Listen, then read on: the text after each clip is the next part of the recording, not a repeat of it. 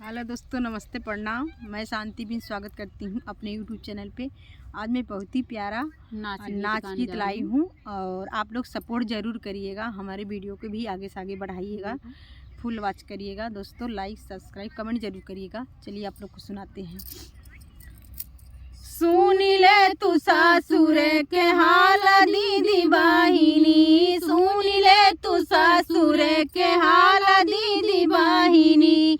पहिली पठौनी जमाइले गवनवा, साहिली पठौनी हमाइले गवनवा। सासु मोरी आरती उतार दीदी बाहिनी, सासु मोरी आरती उतार दीदी बाहिनी। सुन ले तू सासुर के हाल दीदी बाहिनी, सुन ले तू सासुर के हाल दीदी बाहिनी।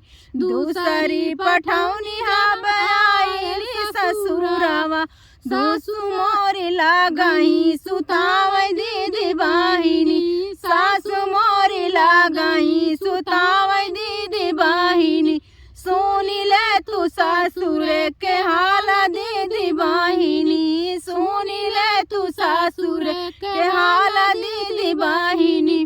तीसरी पठौनी हमाइले ससुरवा, तीसरी पठौनी हमाइले ससुरवा।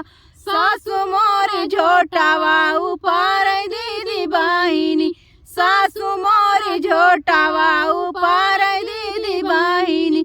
सुन ले तू सासुर के हाल दीदी बाहिनी, सुन ले तू सासुर के हाल दीदी बाहिनी। चौथी पठौनी हमाइले ससुरवा, सैया मोर घर से निकाल दीदी बाहिनी, सैया हमारा घर से निकाल दीदी बाहिनी। सुन ले तू सासुर के हाल दीदी बाहिनी। टूट गईले कुलिया सपना दीदी बाहिनी, टूट गईले कुलिया सपना दीदी बाहिनी।